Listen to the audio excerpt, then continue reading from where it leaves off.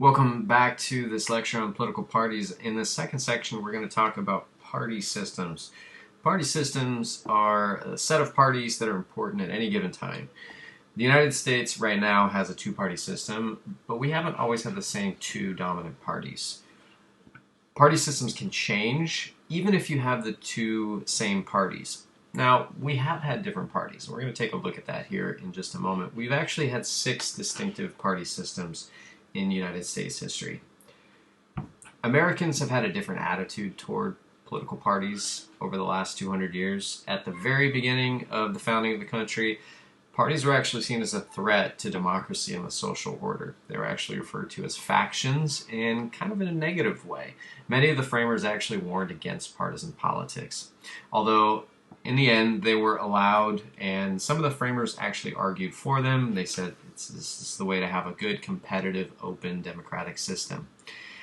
Having two parties wasn't necessarily something that everybody planned on. It just kind of happened. It sort of emerged out of the Federalist, anti-Federalist debate, and also the way that the government was set up, both in choosing a president through the Electoral College and in the way that Congress is set up. You need to have a majority.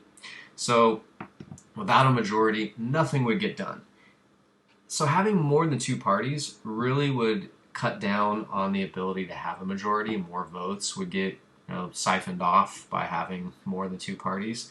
And so both kind of, indirectly with the way the system was created, and also coming out of the history, that historical debate between the Federalists and Anti-Federalists, that is how we've gotten to a two-party system. So the first party system emerged right after the Constitution was ratified. This is the system dominated by the Federalists and the Jeffersonian Republican Democrats. And the Federalists were associated with New England, merchants, and bankers, and then the Republican Democrats were more affiliated with the rural areas. They tended to support slavery, free trade, and they wanted to have a closer relationship with France. The first party system ends in 1828. That's when the last presidential candidate affiliated with the framers is defeated. And the rise of Andrew Jackson, who was a populist candidate, he supported, moving power away from the establishment framers to more, more kind of common voters, leads to the creation of the modern Democratic Party. It's actually where the symbol, the donkey, came from. During this time, voter turnout was pretty high, 80 to 90%, compared to today, anywhere from 40 to 60%. The main opposing political party during this time was the Whig Party. They're really only going to exist for about 30 years. They pick up where the Federalist Party left off. They didn't really have kind of a defining core policy that they unified around. Really, they're just united more in opposition to the Democrats. Then we have the third party system. This emerged during the Civil War. This is where the Republican Party emerges. One of their chief first policies was that they wanted to get rid of slavery in the Western territories. By the late 1850s, the Missouri Compromise had been repealed, and there was a movement to allow the territories and the new states to decide whether they wanted to be slaveholding or not. The Republicans wanted to shut that down right away. Of course, the Republicans really come to prominence with the election of Abraham Lincoln in 1860. And they become very powerful after the Civil War, because at that point, the Democrats, who were really affiliated with Southern slaveholders and the Confederacy, they're locked out of power up until the late 1870s. And that allows the Republicans to really get a strong toehold in the government and establish a really long line of power that's going to last for about 30 years. Now, just to kind of take a time out, the late 19th and early 20th centuries was a time period in which the local parties tended to be stronger than the national parties. And in fact, local parties were dominated by something known as machines. Machines was this system in which you had a party boss, sometimes you had multiple bosses. A boss, or bosses, were people who really, they were not elected, but they tended to control both who was nominated to represent the party. They controlled the flow of money, typically through corrupt ways, through bribery, through corporate influence, and they rewarded people who were loyal to them and loyal to the party through something known as patronage, where basically it was the people who were most loyal, not necessarily most experienced or most able, who got the nominations for office. Eventually, by the early part of the 20th century, progressive reformers managed to change the laws. They implemented primaries, and this is going to weaken the party machines. Now, back to the party system history. The fourth party system is going to emerge in the 1890s. This is where Republicans become really strong. They have a lot of support from business. We have the emergence of the Gilded Age in American history, where really for the first time we have just incredibly wealthy people emerge and dominate both the economy and, through their wealth, the political system. In California, that was where Southern Pacific, the railroad, was really controlling everything. The railroads controlled, other aspects or other regions of the United States, but also the emergence of oil and shipping interests also are going to lead to, really strong corporate power. At this point, the Democrats are, for the most part, less powerful. They tend to support more populist policies like replacing the gold standard and being pro-farmer. The fifth party system is going to emerge in the collapse of the economy during the Great Depression. And at this point, the Democrats, led by Franklin Roosevelt, and the emergence of the New Deal is going to lead to just a huge increase of support for the Democrats. The Democrats have a pretty diverse coalition of supporters, although even though they do have that diversity, they're not necessarily pro-diversity, if that makes sense. In order to get support for the New Deal policies, the Roosevelt administration really had to avoid upsetting Southern voters and Southern farmers. So they were not as aggressive in supporting civil rights movements as they could have been, and in fact they end up supporting a lot of policies like redlining that are very much anti-civil rights. And finally, we have the sixth and current party system, which emerged during the 1960s mostly out of the civil rights movement. For the longest time, the American South had been solidly Democratic, but in the middle of the 1960s, the Democratic Party, under the leadership of Lyndon Johnson, really went all in on desegregation and the civil rights movement, and this is going to spark the shift of voters away from the Democrats in the South to the Republicans.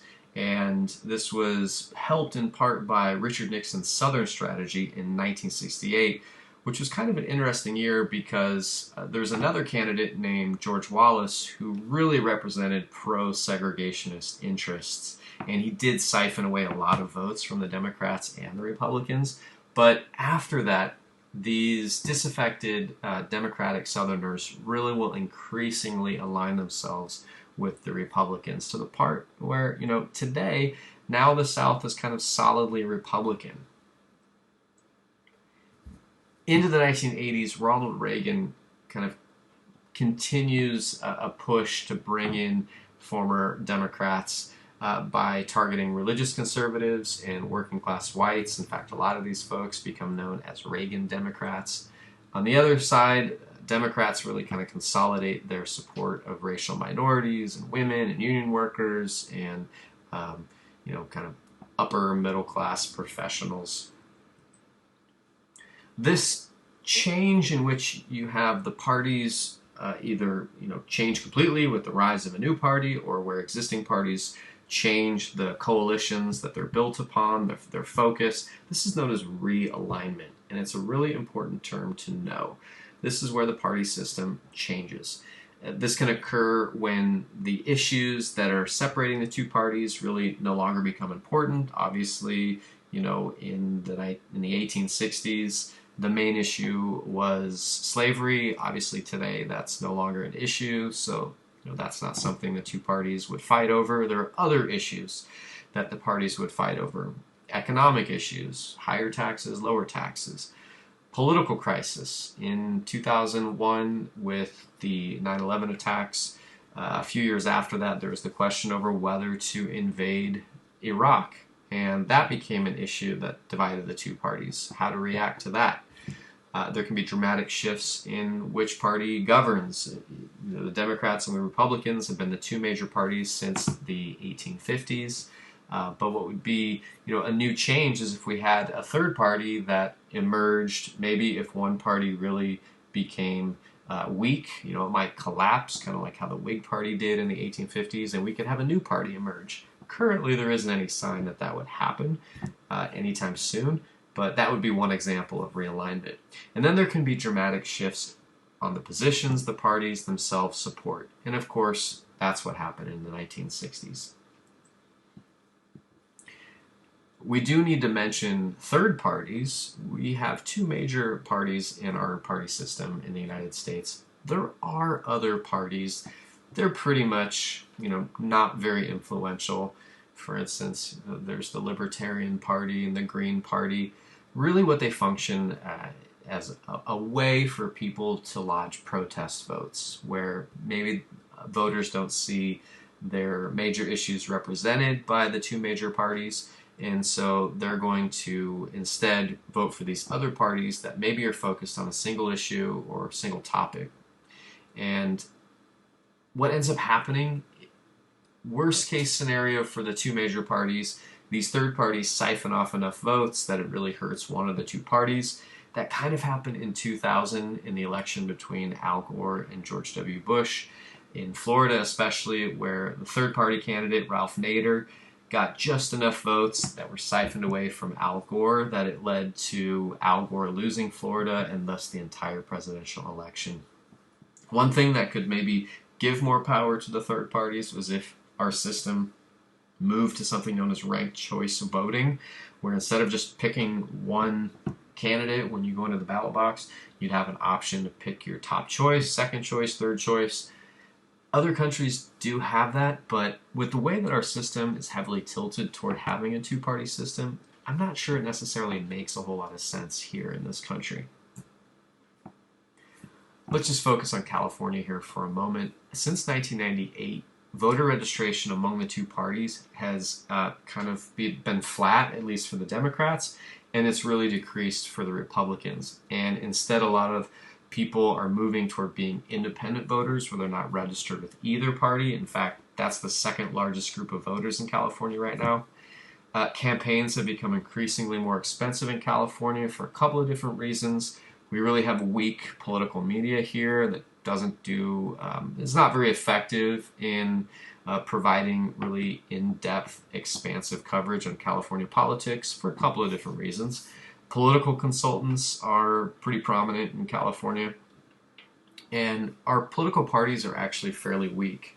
A lot of that comes out of the legacy of the progressive movement in the early 20th century, and so that means that campaigns have to spend more money to get their message out.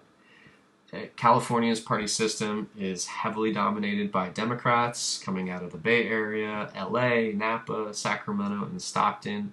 They hold all statewide offices as of 2020, and they have a 2/3 majority in the legislature. Republicans coming out of the far north, parts of the Central Valley, San Diego, and traditionally Orange County, currently are not very powerful. Now finally, we're at the end of the second part of the lecture on political parties, and I'm going to have you go into the discussion question, and you're going to read an article on gerrymandering, and you're going to answer some questions. The slide that you currently see, I've taken a few questions from here and put them into the discussion question. You don't have to answer all of these questions here. This is just the slide that I have in our slide deck.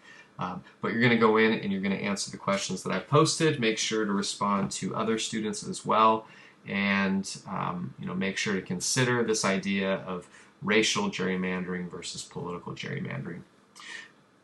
That's our video lecture for this week. I hope that you have enjoyed listening. Thank you for listening. If you have any questions, please feel free to reach out over email, and I hope you have a great week.